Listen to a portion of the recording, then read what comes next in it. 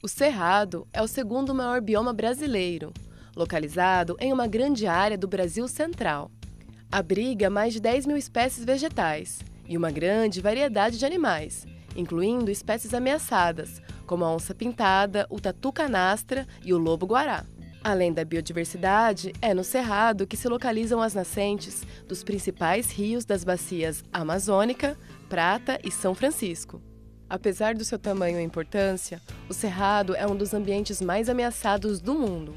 Hoje, resta menos de 20% de sua área original. Devido às ações humanas, o Cerrado está em risco, mas ainda podemos recuperar este bioma brasileiro. Quer saber como? O Ecoideias começa agora!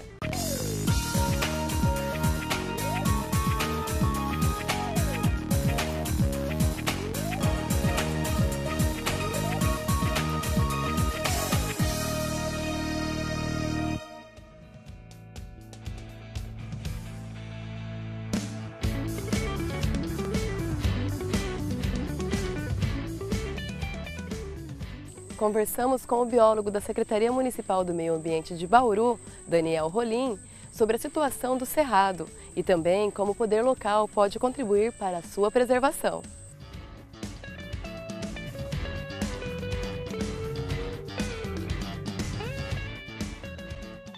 Daniel, o que caracteriza o Cerrado? Bom, o cerrado ele se caracteriza pela própria vegetação que compõe ele, uma vegetação adaptada a pouca umidade, um período de seca durante o ano, as raízes são mais profundas dentro de um solo arenoso, pobre em nutrientes, mas consegue se adaptar a essas modificações do ambiente, né? E essas árvores, quais são as formas típicas delas? Bom, a casca normalmente é uma casca espessa, um tronco tuberoso, né?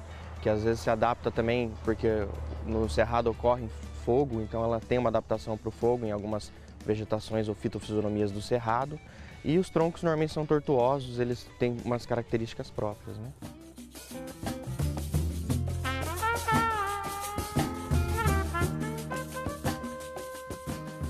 E o que geraria esse fogo no Cerrado?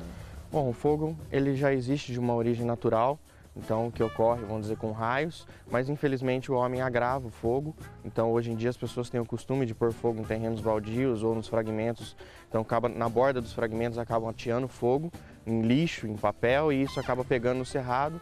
Então o que seria normal a cada 2 anos pegar fogo no cerrado, acaba todo ano, às vezes a cada 6 meses pegando fogo.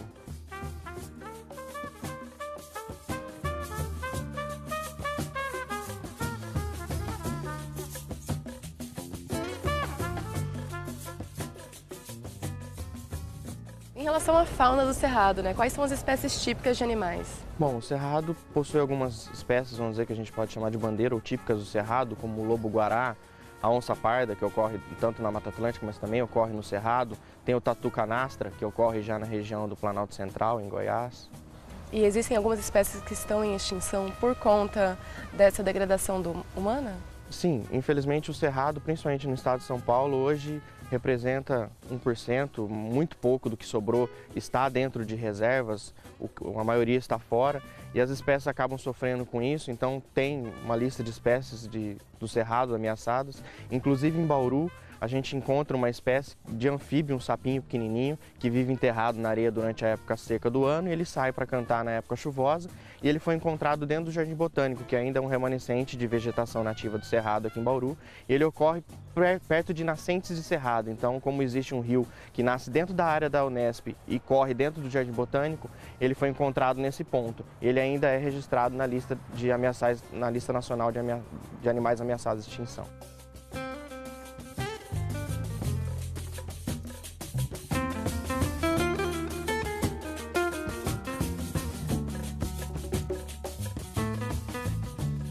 Nós aqui estamos dentro de uma floresta urbana na cidade de Bauru, né?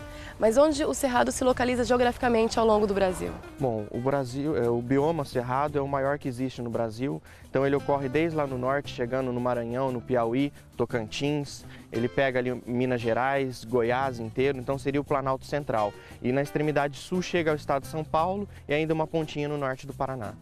E qual seria o papel do poder público, né, em relação à preservação do cerrado e à recuperação das áreas que já foram degradadas? Bom, ao passar dos anos, a gente está fazendo uma conscientização, né? O poder público estão criando leis para proteger o cerrado. Então, aqui em Bauru já existem algumas leis municipais, que são as leis das APAs, que acabam diretamente preservando os fragmentos de cerrado. E em 2009 saiu uma lei, a 13.550, que é uma lei estadual que protege também o cerrado.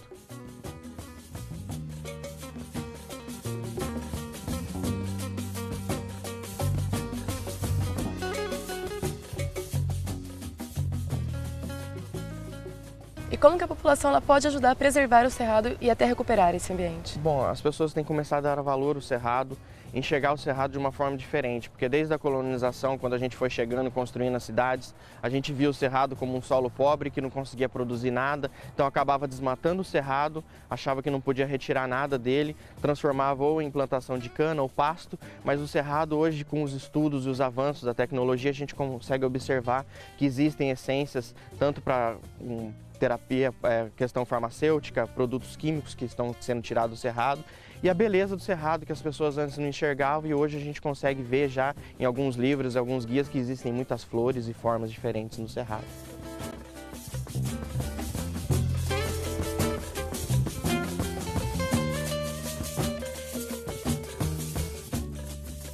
No próximo bloco, conversaremos com o diretor do Jardim Botânico de Bauru e engenheiro agrônomo Luiz Carlos de Almeida, que nos conta a importância das áreas de preservação. O Ecoideias volta já!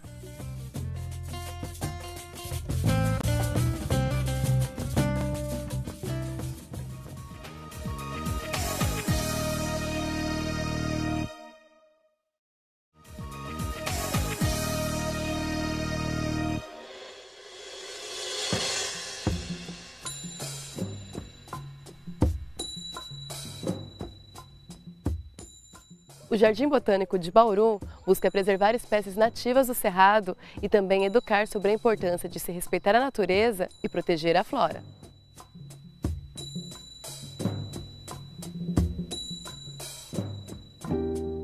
Luiz Carlos, por que preservar o cerrado e como Bauru entra como área prioritária nessa história? Existem diversos motivos de a gente conservar o cerrado no nosso país, né?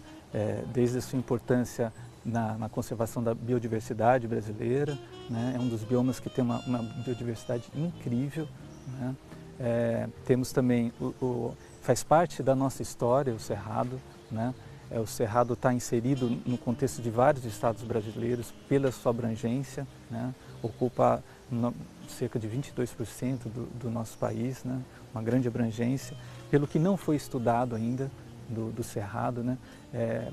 Os estudos, a permanência de remanescentes e a conservação do cerrado permite com que os pesquisadores possam estudar mais ainda o cerrado, até criar estratégias para a sua conservação, né? Tem muita coisa ainda que não foi descoberta no cerrado e sem falar na parte da biodiversidade, tem uma coisa muito importante que as pessoas acabam não sabendo, que o cerrado também é conhecido como o berço das águas. Está inserido dentro da abrangência desse bioma 3 grandes bacias brasileiras, que é a bacia do Amazonas, a bacia do Prata e a bacia do Rio São Francisco, né?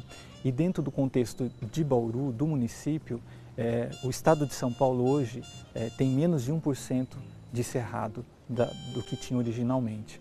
E o município de Bauru é um dos poucos municípios que tem grandes remanescentes de cerrado ainda. Tanto que Bauru é conhecido o município de Bauru como área prioritária para a conservação do cerrado. Existe até uma discussão para a criação de uma unidade de conservação de proteção integral no nosso município.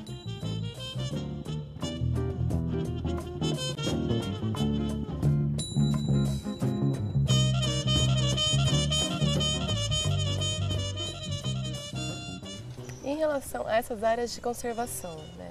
Como que é o critério para definir uma área de conservação e o que o Estado tem feito por isso? Tá. Os critérios são o seguinte: o tamanho da área, né? Se existe nessa área algum estudo que foi feito que identifique plantas ameaçadas de extinção ou animais ameaçados de extinção, né?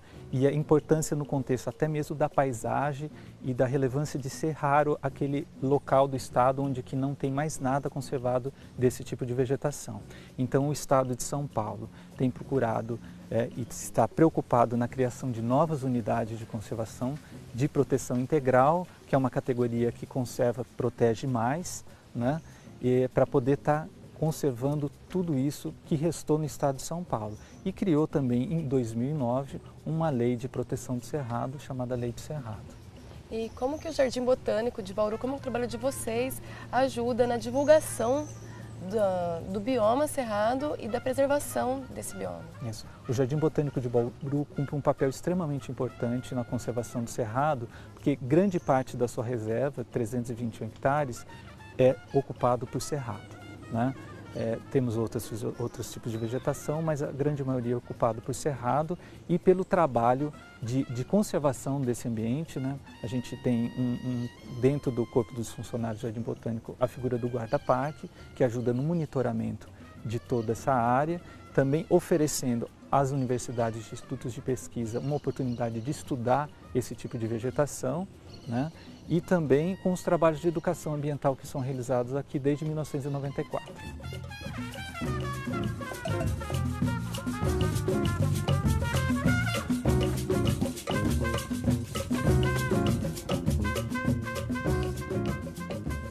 E como que você vê o futuro para o cerrado? Como que você vê o futuro desse bioma? Olha, o futuro do cerrado no Brasil é um futuro preocupante por causa do crescimento urbano e das fronteiras agrícolas, né? A conscientização no nosso país em relação à conservação de ambientes naturais é uma conscientização falha ainda da população essa questão de se conscientizar, criar uma sensibilização é um processo muito longo, né? E que a gente paga hoje e pagará um preço muito caro por isso, né? Mas nós não podemos desanimar com essas questões e desde 94 a gente trabalha, né, insistentemente nessa conscientização das pessoas. E o que acaba acontecendo é o seguinte, o Estado, a Federação acaba criando leis mais rígidas para proteger o que restou no nosso país ou no nosso estado de São Paulo de cerrado.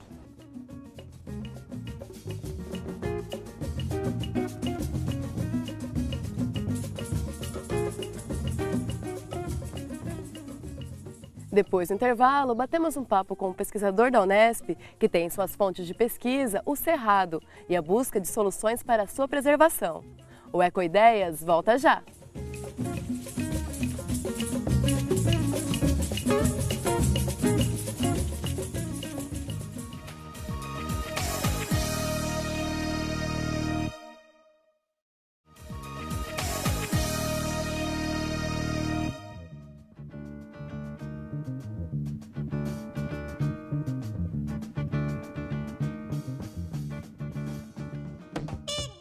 O professor doutor Osmar Cavazan, da Universidade Estadual Paulista, tem uma trajetória de pesquisa e luta pela preservação do cerrado e nos aponta alternativas para recuperar este bioma brasileiro.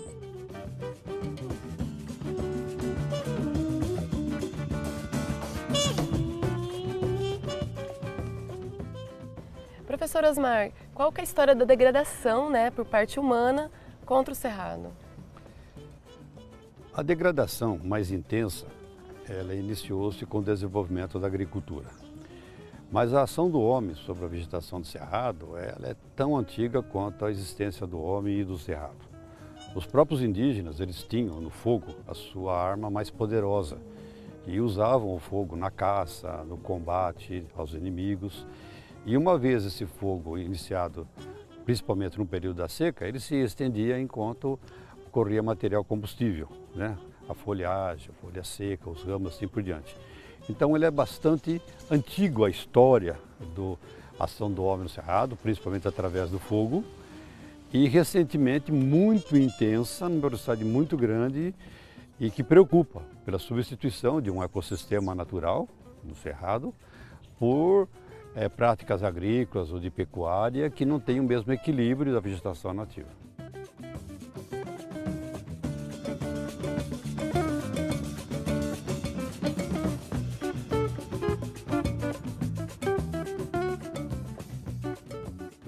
quais são as consequências, né, de se perder esse bioma, tanto para a natureza quanto para o próprio homem? Inúmeras consequências, mas vamos destacar algumas que parecem ser mais importantes e sensíveis nessa avaliação. A perda da biodiversidade, evidentemente. Então, perde-se uma quantidade enorme de espécies, a maioria delas ainda não conhecidas suficientemente, principalmente quanto ao seu potencial, até, né, como fonte de alimento, indústria farmacêutica, industrial, têxtil e assim por diante. Mas uma coisa que nós podemos destacar nesse processo é que há uma interação muito grande entre a vegetação do cerrado, o clima e o solo. Então, imaginem os períodos de chuva. O cerrado é mais intenso no final do ano, no meio do ano chove menos. Essa chuva, quando cai em ambientes naturais como o cerrado, ele tem dois destinos. Parte da água fica retida na vegetação, se infiltra no solo e recarrega todos os compartimentos líquidos subterrâneos, que mantêm as nascentes. Outra parte da água que não é retida pela vegetação vai para a atmosfera. Mantém uma umidade atmosférica mais elevada, o que mantém a formação de nuvens e mantém o regime hídrico, né, que é deslocado pelo vento e se espalha por todas as regiões. Então nós temos garantido um período de chuva mais frequente. A remoção do cerrado, o que aconteceria durante as chuvas eventuais? Essa água não seria retida, não voltaria por evapotranspiração para a atmosfera, não iria recarregar os lençóis aquáticos subterrâneos e escoar pela superfície. A superfície provocaria uma erosão laminar, empobreceria o solo, depositaria isso nos vales. O que tem no fundo de vale? Tem rio. Comprometeria os ecossistemas ribeirinhos, assoreamento dos rios, perda da qualidade da água. Então, na realidade, esses desequilíbrios já são existentes, porque nós já percebemos sinais deles. Nós já vivemos eles. Já vivemos isso. O exemplo é a falta d'água que vivemos hoje. A falta de controle do regime dos rios, que quando chove há enchentes terríveis, porque a água escoa tudo para o rio, passando o período de chuvas, secas muito grandes, não mantendo uma oferta de água de boa qualidade.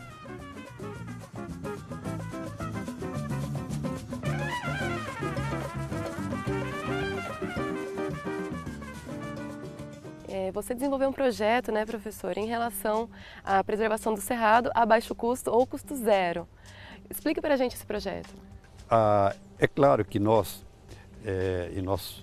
trabalhamos para isso, né? De entender as relações do cerrado, saber da sua importância, como conservá-lo, justificar sua conservação e recuperar naquelas situações onde é necessário essa recuperação, onde é recomendado ou até por força de lei. A dificuldade em como recuperar tem que ser superada por alternativas, com propostas e assim por diante. A experiência que nós temos desenvolvendo dentro do campus da Unesp, ela é vantajosa num aspecto e desvantajosa no outro. Em que aspecto é vantajosa? É um processo que nós chamamos de transposição de galharia. Quando existe autorização para o desmatamento de uma área de cerrado, e isso aconteceu aqui no campus da Unesp por conta da necessidade da construção da moradia estudantil. Então toda essa vegetação, essa biomassa que seria enterrada, queimada, nós transferimos para um local onde era desejável a recuperação. Nós esparramamos aquilo lá e observamos o que acontecia. Todas as plantas, as sementes, a serapilheira, elas brotaram.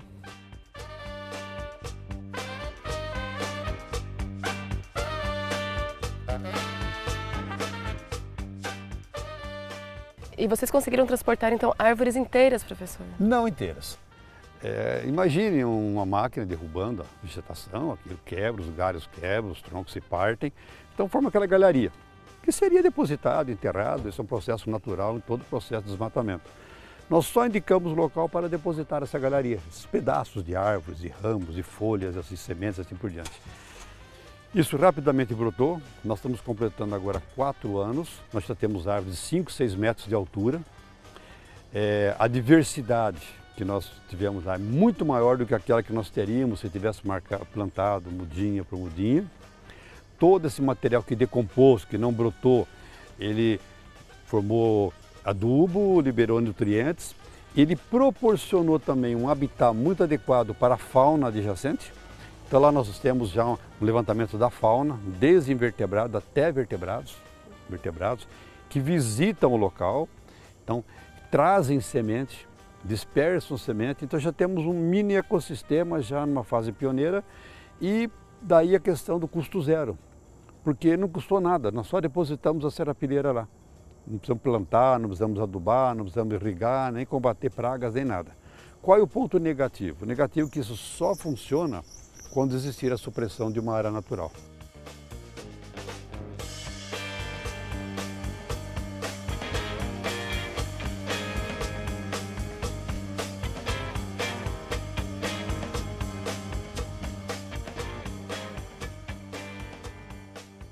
E qual seria a dica que o senhor poderia dar para o cidadão comum em relação à preservação do cerrado?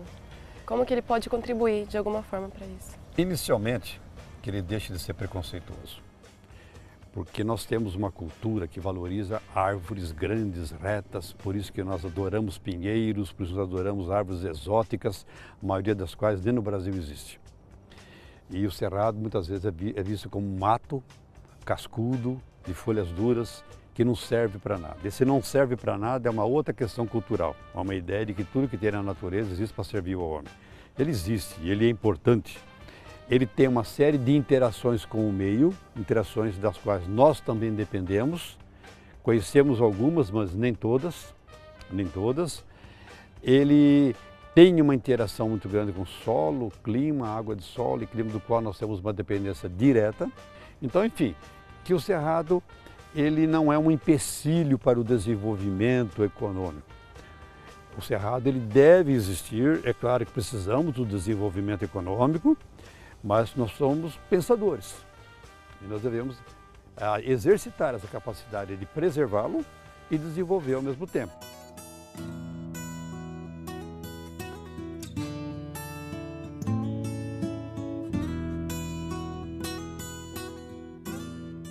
É isso aí, temos que tomar medidas para recuperar e preservar o cerrado. Para saber mais sobre ecologia e rever este programa, acesse nosso site www.tv.unesp.br/ecoideias. Até o nosso próximo encontro!